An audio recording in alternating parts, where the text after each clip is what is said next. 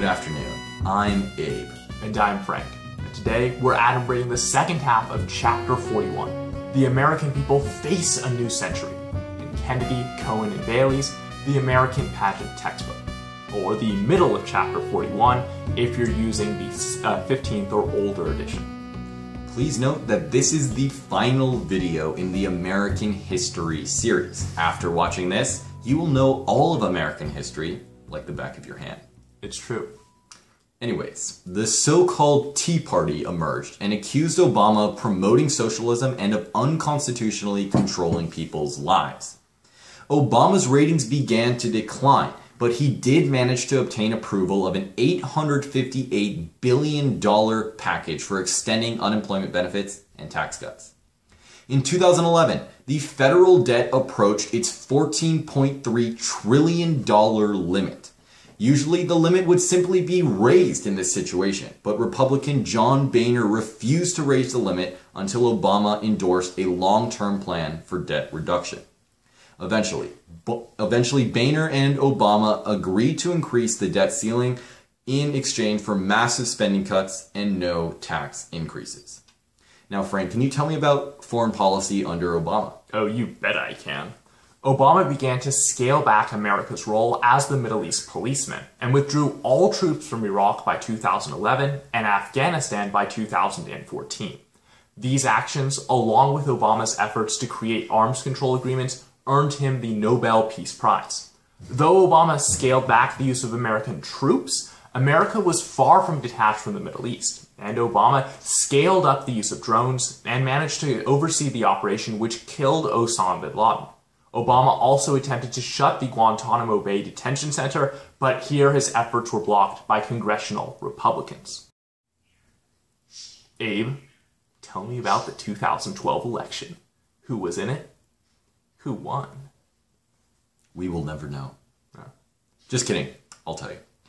Obama and Biden ran together for a second term in 2012, with their opponents being Massachusetts Governor Mitt Romney and Ayn Rand enthusiast Paul Ryan. Big money played a greater role than ever before, since in the case Citizens United versus Federal Election Commission, the Supreme Court ruled that the First Amendment prohibited regulation of campaign finance. For this reason, over $2 billion were spent during the campaign.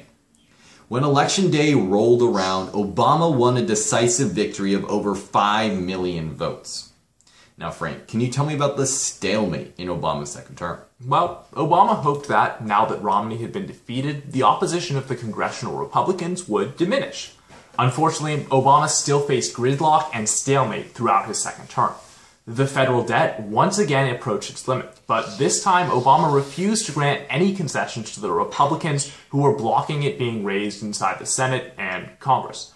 Thus, the government closed for 16 days in October of 2013, only reopening when the Republicans gave in and finally raised the debt ceiling. This political gridlock only intensified throughout Obama's second term. Hey Abe. So, what do you think of when I say the number 53? 53. Well, that's a prime number, of course. What else springs to mind?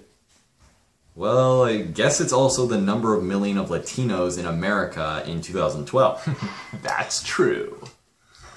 And as this number of Latinos grew, it became imperative that the government deal with America's immigration system, including the 11 million undocumented aliens. Unfortunately, the Senate Republicans shot down any plans involving a path to citizenship, such as the DREAM Act, and this all meant that no reform was made. At the same time, Republican politicians in the states bordering Mexico began to pass anti-immigrant laws, some of which allowed the police to detain Latinos if there was reasonable suspicion that they were illegal immigrants.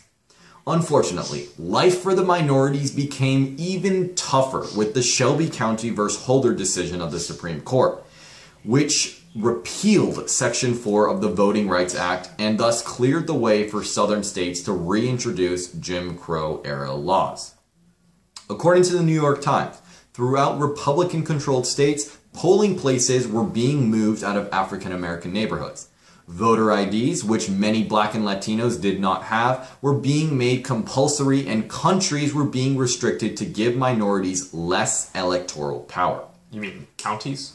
Counties, yes, sorry. But the Republicans haven't been the only ones attempting to curtail liberties. Whistleblower Edward Snowden revealed to the American public and the world that the National Security Agency had been collecting data from over 1/3 of the American public, or over 100 million people. A bit of a Big Brother situation, if I may say so myself. Thank you.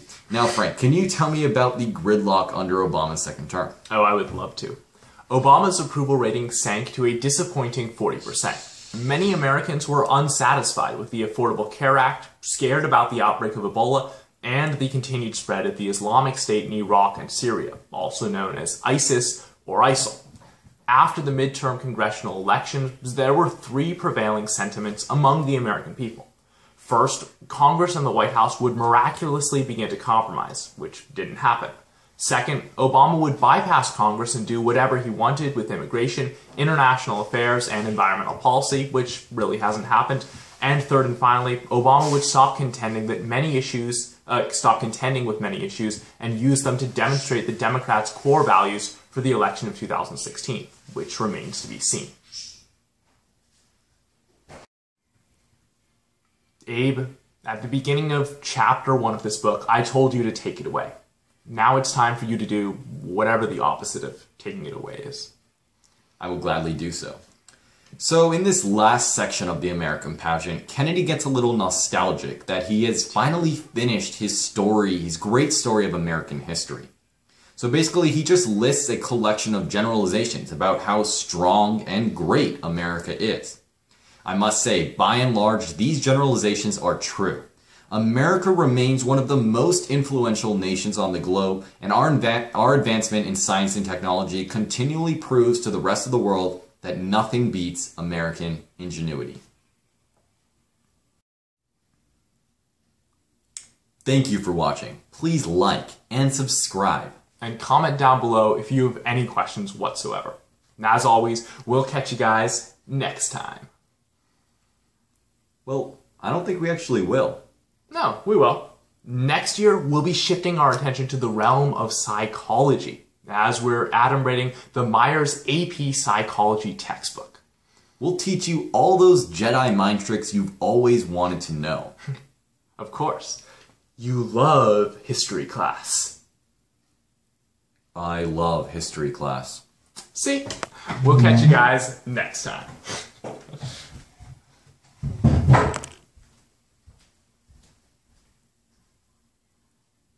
Hey, wanna watch History Channel? Yeah, History Channel, of course. Yeah, love that.